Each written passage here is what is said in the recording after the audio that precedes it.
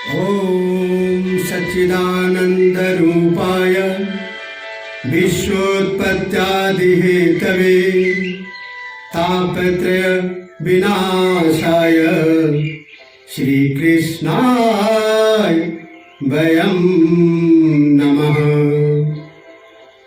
नमस्कार, मैं आचार्य अभयेंद्र कुमार तिवारी आप दर्शकों का हार्दिक अभिनंदन करता हूँ।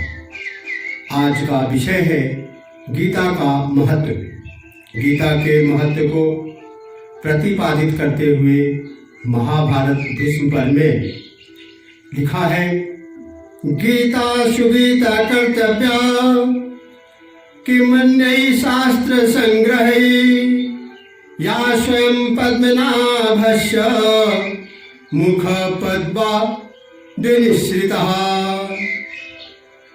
अर्थात महाभारत भीष्म पर्व में गीता के महत्व को बताते हुए कहा गया है कि गीता भली प्रकार से मनन करके हृदय में धारण कर अपने आचरण एवं व्यवहार में लाने योग्य है, क्योंकि यह स्वयं भगवान श्री कृष्ण के मुखारविंद से निश्रित वाणी है।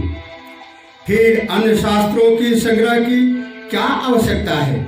मानव सृष्टि के आदि में भगवान श्री कृष्ण के श्रीमुख से निश्रित अविनाशी योग अर्थात श्रीमद् भगवद गीता, जिसकी विस्तृत व्याख्या वेद और उपनिषद है, उसे पुनः स्मरण कराने हेतु अर्जुन के माध्यम से भगवान श्री कृष्ण ने जन मानस के कल्याण के लिए स्वयं प्रकट किया है। गीता एक अद्भुत महान परम रहस्यमय एवं पावन ग्रंथ है। ज्ञान का अथाह समुद्र है। गीता जैसी ख्याति आज तक विश्व में किसी भी अन्य ग्रंथ ने हासिल नहीं की। इस ग्रंथ में विश्व के सभी धर्मों व दर्शन के आधारभूत तत्व विद्यमान हैं। गीता में सब तरह के व्यक्तियों के मार्गों की चर्चा की गई है। भगवान श्री कृष्ण ने अब तक सत्य तक पहुंचने के जितने द्वार हैं, उन सब का ही वर्णन कर दिया है गीता में। इसीलिए गीता एक संपूर्ण ग्रंथ है। विश्व में गीता एक अकेला ऐसा ग्रंथ है जिसका जन्मदिन मनाया जाता है गीता जयंती के रूप में। उत्सुकता होना स्वाभाविक ही है कि आखिर भगवत गीता है क्या, इसका प्राकट्य कहाँ हुआ, क्यों और कैसे हुआ। हजारों वर्ष पूर्व मार्गशीर्ष शुक्ल पक्ष एकादशी तिथि के दिन मंगल प्रभात के समय कुरुक्षेत्र की रणभूमि पर महाभारत का युद्ध प्रारंभ होने से पूर्व योगेश्वर श्री कृष्ण ने मोह अज्ञान से ग्रस्त अर्जुन को उसके मोह का नाश करने के लिए ज्ञान योग, कर्म योग, ध्यान योग, भक्ति योग आदि विभिन्न साधनों का उपदेश देकर उसे आत्मबोध कराया और कर्तव्य के पालन में प्रवृत्त किया, यानी धर्म युद्ध के लिए तैयार किया। अपने परम सखा अर्जुन के मोह का नाश करने के लिए भगवान श्री कृष्ण के मुख से जो ज्ञान प्रवाह बहा, वही भगवत गीत यानी भगवत गीता के नाम से विख्यात हुआ।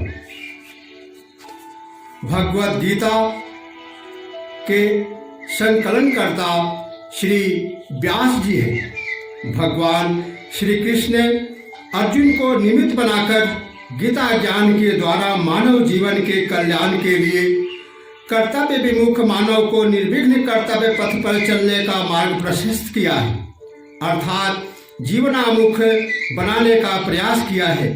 कैसे अज्ञानता बस परिवार, संबंधियों, मित्रों आदि के मोह यानी निज स्वार्थ को हम अपना कर्तव्य मान लेते हैं, परंतु वास्तव में यही सबसे बड़ा अनर्थ का कारण है। अर्जुन एक अप्रतिम योद्धा था, परंतु मोहग्रस्त होकर अपने धर्म से दूर भाग रहा था। जैसे एक न्यायाधीश के सामने यदि उसका पुत्र अपराधी के रूप में न्यायालय में खड़ा हो और उसे अर्जुन के समान पुत्र मोह व्याप्त हो जाए तो क्या करेगा? पुत्र की ममता या मोह में पुत्र की रक्षा करना अपना कर्तव्य समझकर उसे दंडित नहीं करेगा। किसी अपराधी को सजा मिलनी चाहिए अथवा निरपराधी को सजा मिलेगी। न्याय नहीं मिल पाएगा, इससे समाज में अराजकता बढ़ेगी और अधर्म की वृद्धि होगी। स्वर्गीय श्री सदानंद तिवारी बिहार प्रांत गोपालगंज के पचरुखिया व त्रिपुरा ग्राम निवासी अक्सर कहा करते थे, जो न दंड करो खल तोरा तो भ्रष्ट हो ही श्रुति मार्ग मोरा। यह गीता का संदेश ही है। यदि अपराधी को दंड न दिया जाए तो वेद का, श्रुति का जो दंड विधान है वह भंग होने से समाज में अराजकता फैलेगी। गीता में अर्जुन के माध्यम से भगवान श्री कृष्ण ने सबको यही समझाया है कि कर्तव्य अर्थात धर्म पालन के समय हमें मोह से ऊपर उठकर अपना धर्म, अपना कर्तव्य निभाना चाहिए। यानी न्यायाधीश को अपने अपराधी पुत्र को दंडित करना चाहिए और देशभक्त को रक्षा करनी चाहिए, आतंकी को सजा देनी ही चाहिए। यही धर्म है, यही कर्तव्य है। इसी प्रकार जीवन के हर क्षेत्र में धर्म पालन को सर्वोपरि रखना चाहिए। भारत के सभी न्यायालयों में गवाही से पहले अन्य ग्रंथों को प्रस्थापित न करके भगवत गीता को नैतिक आधार बना भगवत गीता पर हाथ रखकर कसम खिलवाना कि मैं जो कुछ कहूँगा सच कहूँगा, सच के सिवा और कुछ नहीं कहूँगा।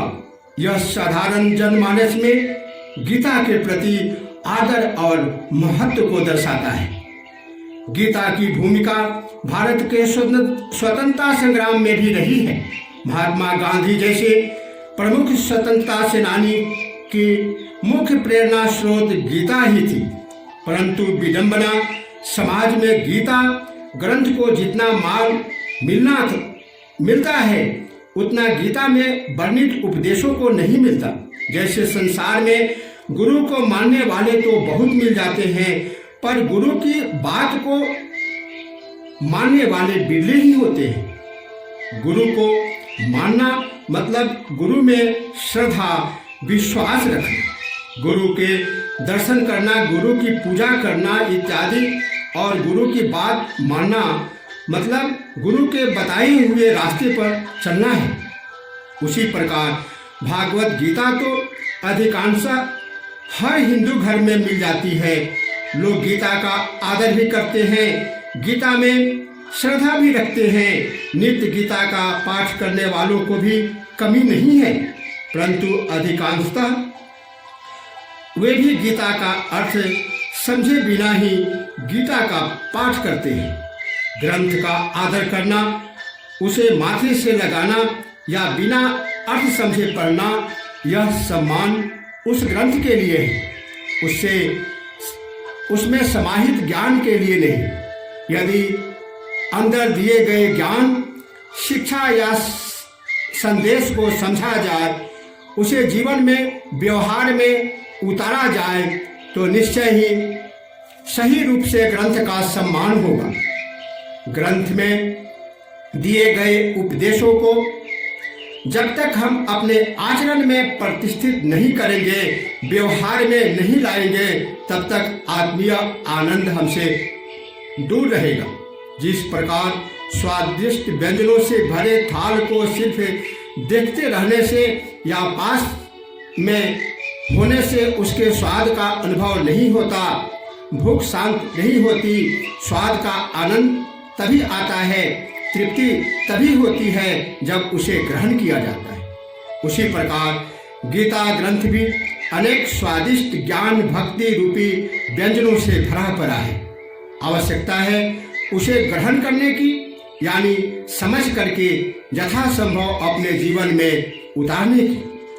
अब प्रश्न होता है कि गीता का इतना महत्व होते हुए भी, गीता के लिए मन में इतना आदर होते हुए भी भक्तजन गीता पढ़कर उसका लाभ क्यों नहीं उठा पाते? कारण गीता में वर्णित विषयों को समझ पाना आम जन साधारण मनुष्यों की बुद्धि में से परे है।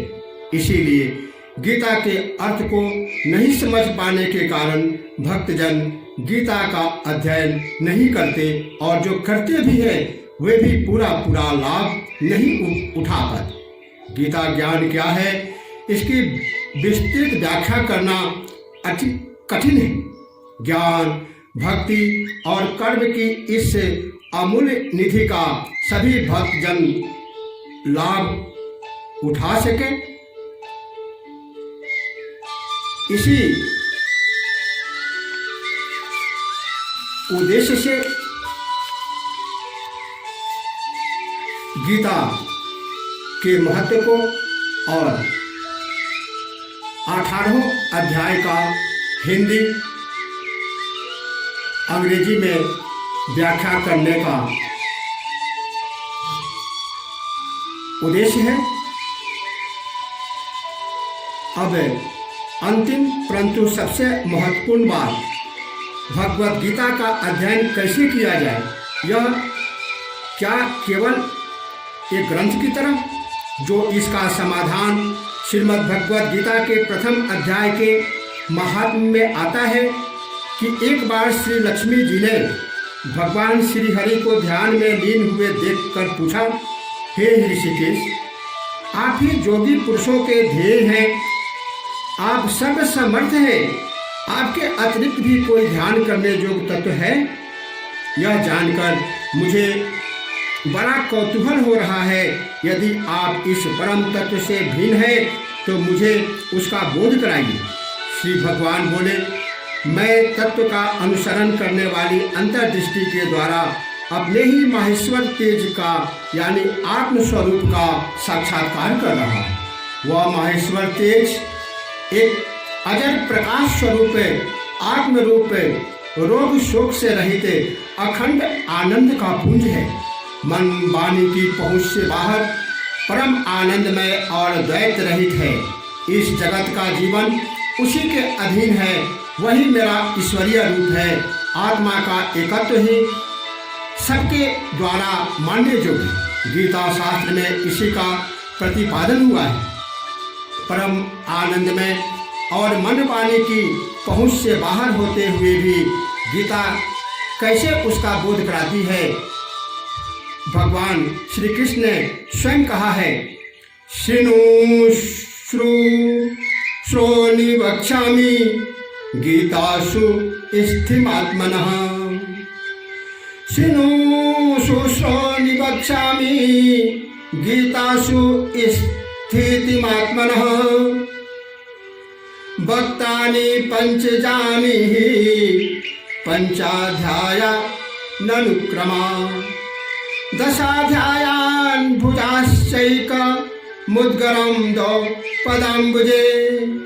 एवं अष्टादशाध्यायी वाङ्मयी मूर्तिरैश्वरी। हे लक्ष्मी जी सुनो, मैं गीता में अपनी स्थिति का वर्णन करता हूँ। क्रमशः 5 अध्यायों को तुम 5 मुख जानो, 10 अध्यायों को 10 भुजाएं समझो तथा 1 अध्याय को उदर और 2 अध्यायों को दोनों चरण कमल जानो। इस प्रकार यह 18 अध्यायों की मेरी वाङ्मयी ईश्वरी मूर्ति ही समझनी चाहिए। इसीलिए अध्ययन करते हुए ऐसा भाव बनाएं कि गीता केवल एक पुस्तक नहीं है वरन भगवान श्री कृष्ण की वांग्मयी मूर्ति है। साक्षात भगवान श्री कृष्ण है। भगवत वाणी के रूप में साक्षात भगवान ही हमारे पास है। और क्योंकि भगवान की वाणी की गहनता को समझना हम अल्पमतियों के लिए संभव नहीं है, इसलिए अपनी वाणी में गीता के श्लोकों की व्याख्या करके हम पर कृपा बरसाई जा रही है। इस प्रकार गुरु वाणी में गुरुदेव भी हमारे पास है, इसीलिए इस पुस्तक भगवत गीता का पाठ ही नहीं वरन भगवान व गुरुदेव की पूजा है। ऐसा भाव बनाकर श्रद्धा और विश्वास के साथ अध्ययन करें, श्रवण करें, तब अंतःकरण की शुद्धता और विचारों में पवित्रता अपने आप होने लगेगी। भगवान श्री कृष्ण की कृपा श्रोता और वक्ता दोनों पर समान रूप से बनी रहे। इसी के साथ अगले अंक में फिर मिलते हैं। तब तक जय श्री कृष्ण।